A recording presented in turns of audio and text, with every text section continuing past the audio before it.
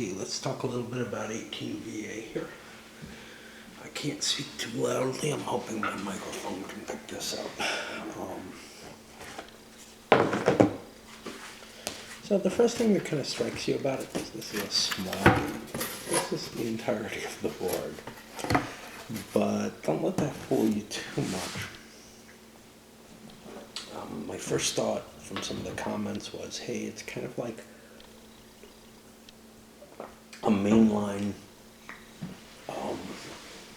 1830. I say mainline when that applies, you know, to the 1829 or whatever. But it's a mainline 1830 style representation. It has its own special cases. Everything does. 1830 does. Probably the best choices for pure vanilla are 18AL and 18GA. However, those are so vanilla that I find them unlikely to draw a person's attention into a game, into the series in quite the same way that the 1830 experience did for me. In this particular case, it's not particularly shorter. It has enough special rules that it doesn't really make a great starter game, a learning game for it to see if you can hook somebody into the system. This is not what I would suggest for it. It only plays up to 5, and it's a little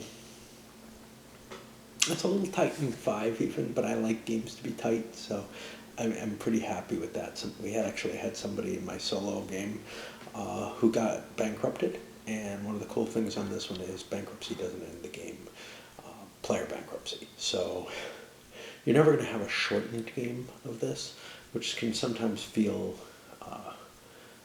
to me at least, very unsatisfactory because, you know, hey, I'm planning for this long game and somebody crashed and that's it.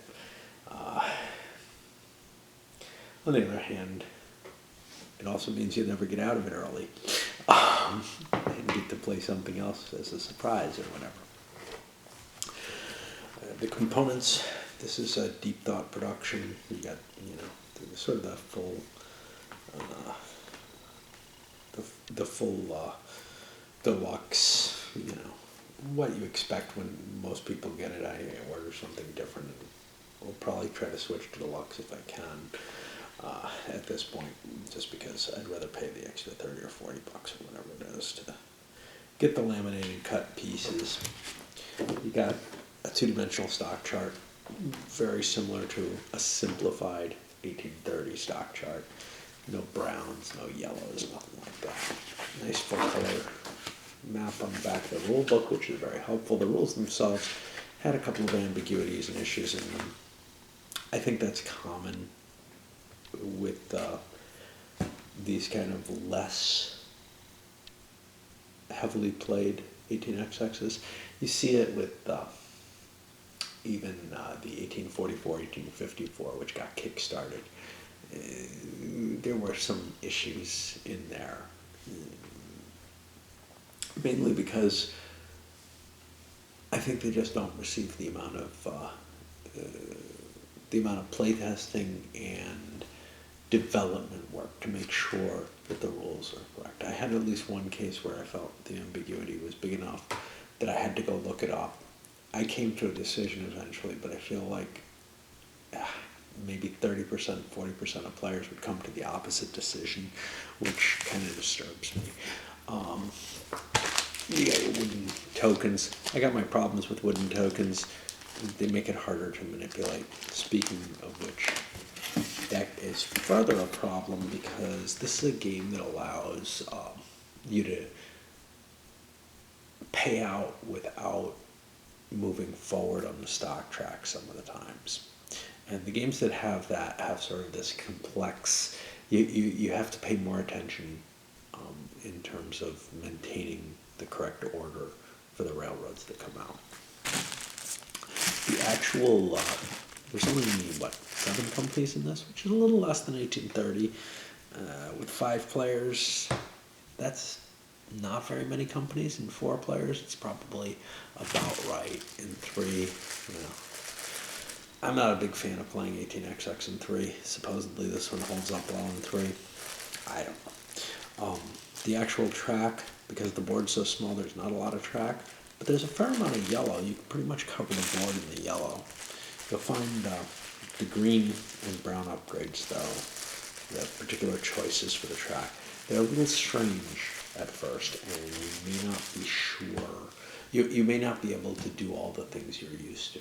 And it also uses the kind of angled track where you don't have to worry about the curvature of the track in terms of can you go in one direction or not. You hit junctions and you can go anywhere you don't have trains running, basically. Any track that you don't have trains running on, which at first I thought was very cool because it seemed more realistic.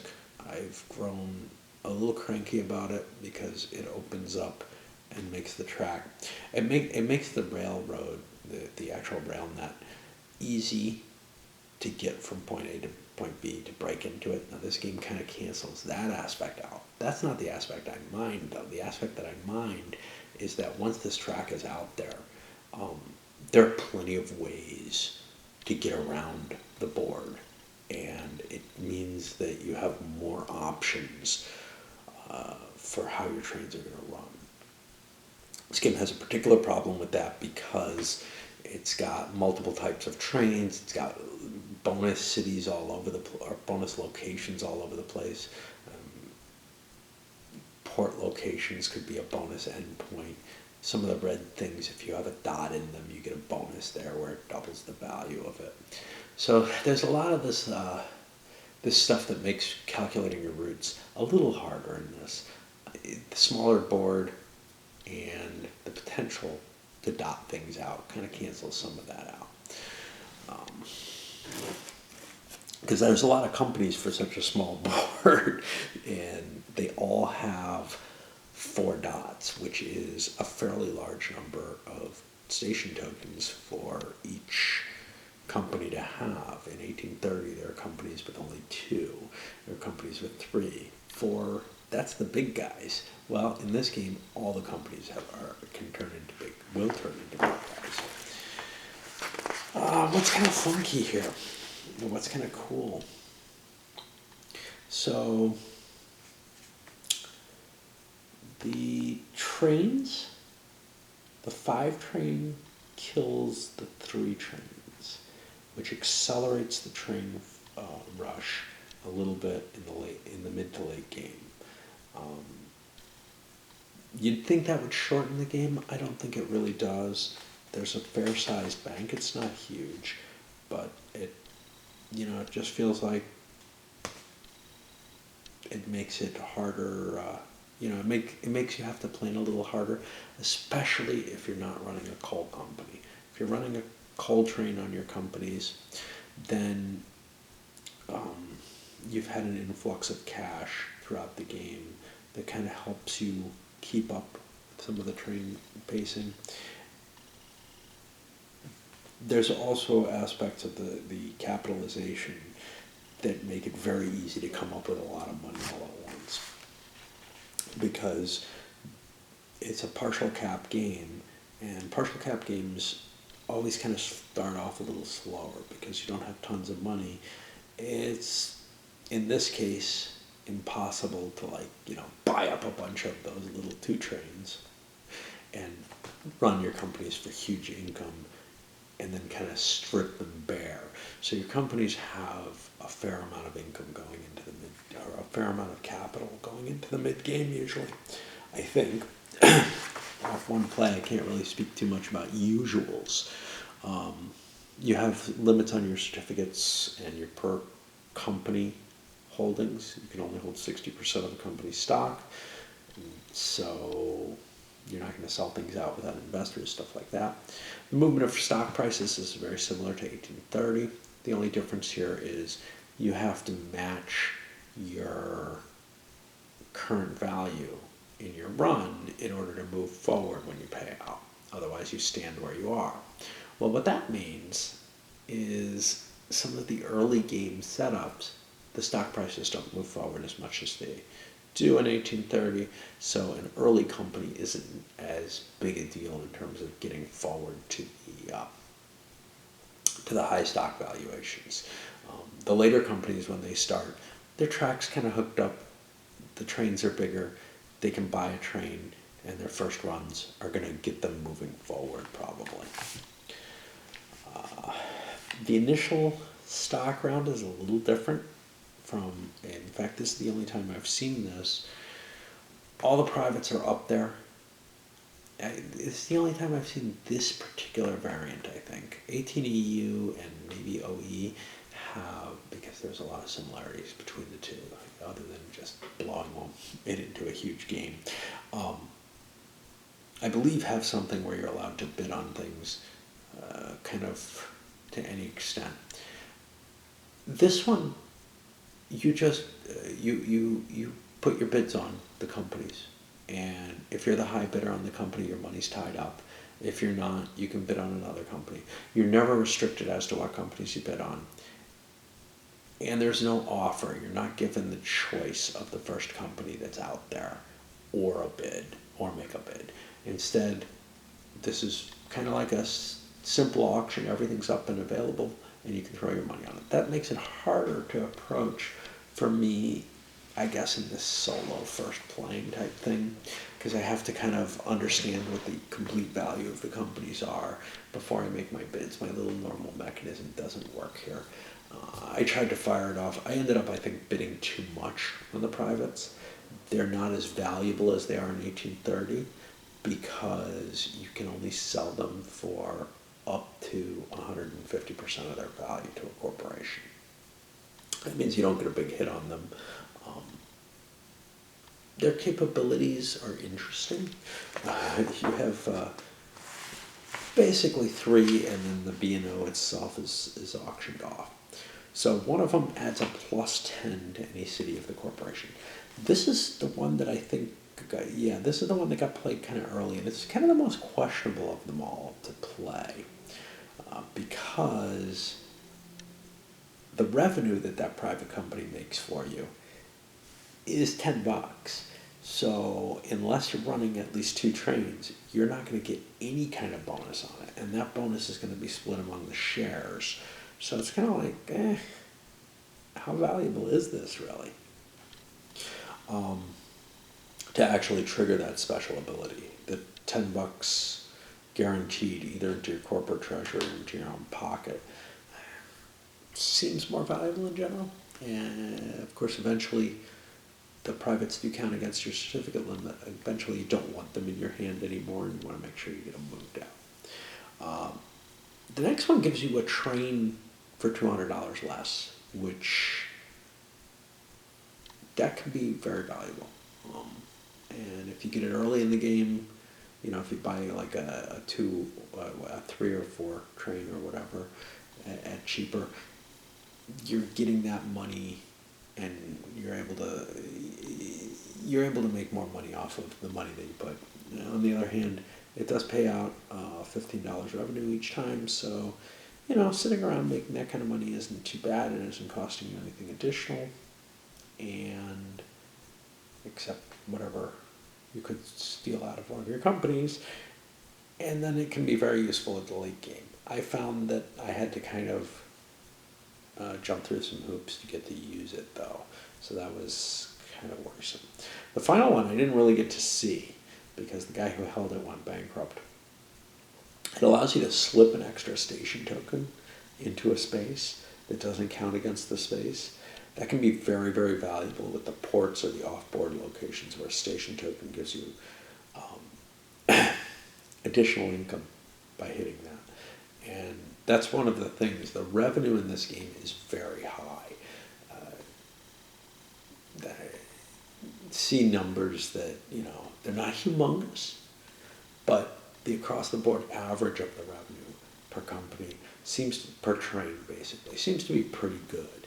The coal trains increase that exceptionally because, especially the heavier ones, they start generating a lot of income, and then they have this extra special bonus, which is that they get to throw money into your company treasury if you have the token there, which is really awesome. It's always hard to get cash into your companies. Well, this gives you a constant cash flow as long as you're running a coal train. But the other option it has is even more exciting, perhaps, which is you could increase your train limit on that company. This can allow you to rape a company when somebody doesn't think maybe you can. It can allow you, to create a real powerhouse, a la, the Prussian or the Canadian National Railway or whatever, from the games that have that, where it has just more capability to produce revenue, because instead of being limited to 2 trains at the end of the game when the revenues are really high, it can go up to 3. The actual shares of the company are a little weird here. So the B&O starts out kind of like a normal company, except this is a partial cap game. You only need 20% to float, no matter what. It's not like 1856 or anything that has some sort of, you really don't want to float that at 20% because you won't have enough money to buy a train. Nah, it lets you screw that up, and it's probably safer because you can juggle trains and stuff like that. Every share that's bought up to the first 5 goes right into the company treasury. Only those first 5 are available until the 3 trains come out, at which point the corporation has the choice to release the rest of the shares. Now, they're not just released into the market at that point. Somebody has to want one and buy one. And when that happens, you get the revenue from the remaining, that share plus the other 4, the remaining 50% of the company. When the 5 train comes out, corporations are forced to push into that.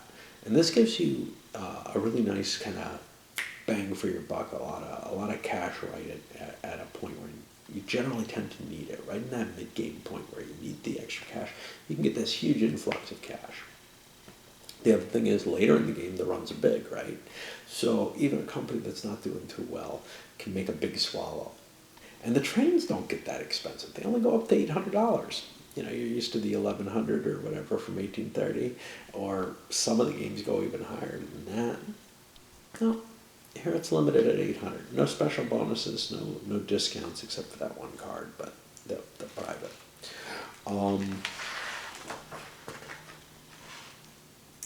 The operating round is pretty much your standard one track lay per. Nothing too exciting there, except, again, the tracks. There's a more limited set of tracks. You're not going to be able to do what you're used to, even in angle track games. It feels like this set is really limited to try to constrain where you can go on the board a little bit more. And so you can still get to most places and run around the tiles. One thing that's interesting with the map, there are a lot of cities in this game. You're going to need dots to get through from one side of the board to the other on the north to south routes. The east to west routes, you can probably arrange those, but if you want to be able to hit a lot of cities, you're going to need some dots, which might not be such a big deal, except everybody's got like 4 dots. So the map does tend to get kind of congested in terms of like, you're not going to necessarily get where you want to get if you're not careful about it. You're not going to fall into getting into a good place very easily. Somebody will, and even if you set up for a good run, somebody might slice it up pretty easy in the late game point. Oh, special rules on buying trains. So you're only allowed to buy 1 train of each level during each operating round, which, well, from the pile of trains that are available, as opposed to any that end up in the bank pool. And what that means is you don't see somebody scooping up a bunch of trains in order to try to move that the flow and try to rust things more quickly. You don't have that capability here, so there's a lot more warning there. You also don't see people scooping up all the trains right at the beginning and getting a big run on their little crappy trains. The trains are kind of funky. In general, you have 2 types of choices. You can either get a freight train or a regular train. The regular train works like it normally does, except there's no doinkers here, so everything kind of is worth a fair amount of money. You're not going to get jammed into, oh, I gotta hit a 10 space with one of my city values. The freight trains have a few special rules. One of which is they can double a port if you make it to the port itself. We'll talk about ports in a bit. Another is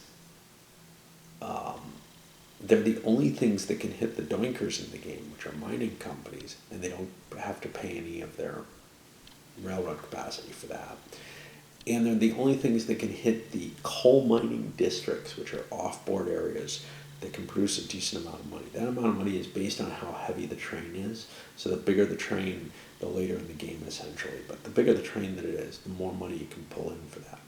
If you have a token over those things, you get this cash inflow into your corporation for getting your train running there. So that's kind of nifty. There's all kind of little weird stuff with the trains. And then there's the diesel trains, which work a little differently from, they're not like infinite movement. They're double trains. They only have 4 cities, but they double the income of those 4 cities. So if you can find a really rich route, that's pretty impressive. Now, there are really rich routes because, for example, up here in Philadelphia, if you have a token there at the end of the game, well, when you have a token in one of these off-map red berries, and only one piece of track can get there, you get to double the value of it. So early in the game, you could get an $80 off that one city. Yeah, I'm not used to seeing those off a city, right? So there goes one of your tokens real quick if you're up there with the B&O. Late in the game, you're able to get 140 from it. Now with the ports, the way they work is you have to have, this is one of the ambiguous parts, but you have to have the token in the port, and you have to make it an endpoint so you can run off board to the port. It doesn't cost you anything extra, but you get this extra value to it. So the tricky part here, though, is most of these port spaces can't really be upgraded. Baltimore's the only one that can, and if you screw it up, you can get yourself in some trouble there for late in the game. It might be hard to upgrade. And the coal mining districts look like red cities, except they have this little coal thing, and they use this little chart, which is 20 times the value of the freight train that goes there. Well, the other special thing with freight trains is when they actually hit a port, they double the entire value of the port. So that's kind of, there's a lot of little stuff that you can try to manipulate. The freight trains tend to be very, very potent though. Not just because of the extra money they're throwing in the company, which is a great deal, but later on they're able to make an extra big city run that other trains can't make. You also can't run from a red off-board city to another red off-board city, or a port to another port. So there's a limitation. You can only hit one. Your 2 endpoints can't both be the same kind of thing if they're off-board locations. So that's actually kind of a necessary little kludge or whatever, because otherwise you could set up some really astoundingly powerful routes. It forces you to you can run coal up to one of these red cities that are off map, but you can't run from coal mine to coal mine or port to port, which are very close to each other. I guess the other really exciting thing that I can think of here is the fact that bankruptcy doesn't end the game. I already talked about that. The big deal with that is, well, it prevents people from making, the tournament style play where everybody's like, well, as long as there's 3 or 4 of us who are all trying to run as fast and as hot as we can, one of the 3 or 4 of us will win the game. If you reverse that the other way, it would probably go the other way. I'm pretty sure. First of all, if only one person does it, he loses, right? But I think if 2 people in a 6-person game, or maybe even 5 here, tried to run as hot, well, let's ignore this one. Let's say 1830. I think if 2 people tried to run as hot as they could in an 1830 game, and the other 4 were a little bit more careful, it's possible one of the 2 crashes and the other one just says, oh look, I win. But it's also possible that they both crash. and that neither one is able to is able to really move forward. Now, how can they both crash? Well, they don't have to actually go bankrupt. You can have crashes that happen mid-game that don't take you out of the game. So, um, you probably weren't running hot enough then, right? I don't know. Anyway, what do I think about this sucker? Well, I mean, it's only one play solo.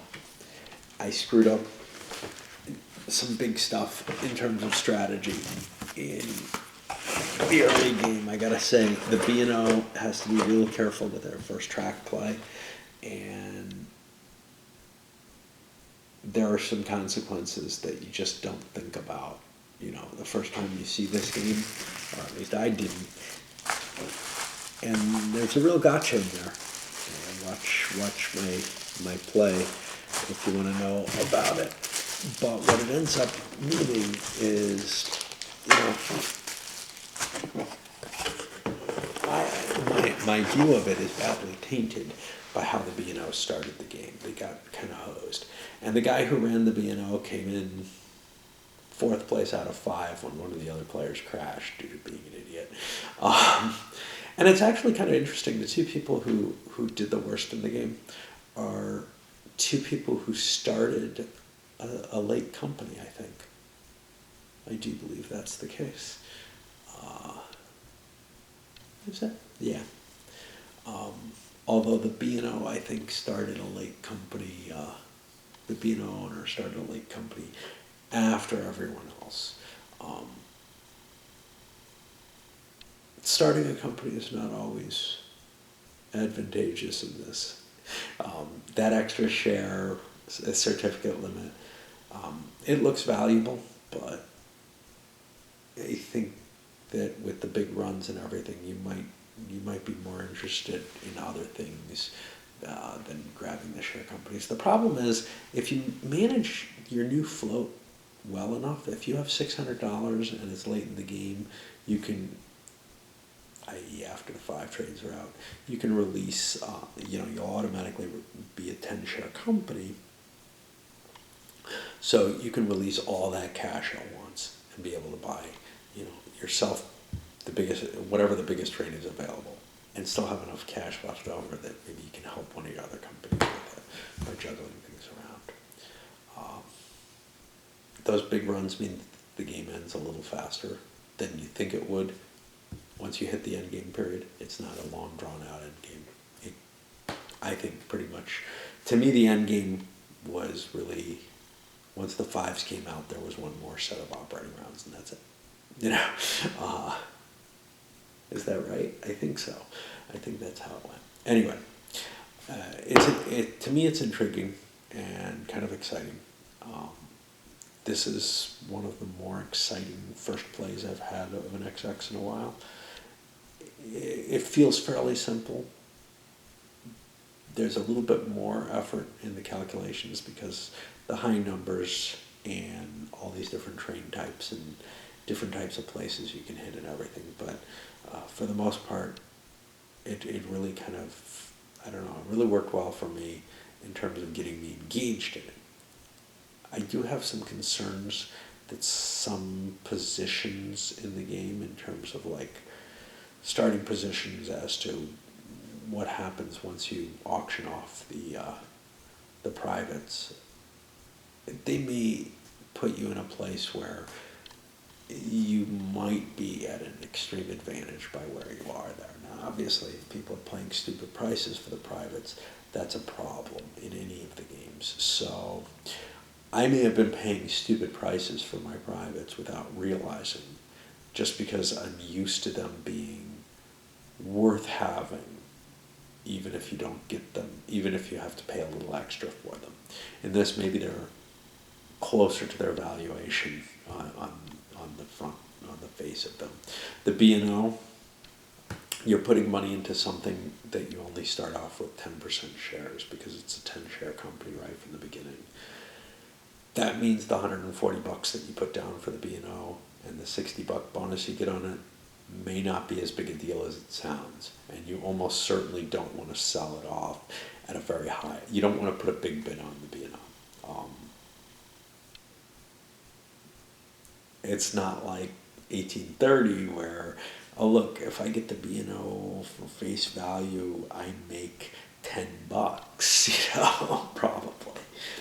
Instead, but in 1830, the B&O is very powerful. It's in a good location and it runs for a lot of money. In this, the B&O is in an excellent location, but your shares are only worth half as much as someone else's in terms of the cash that they're generating for you.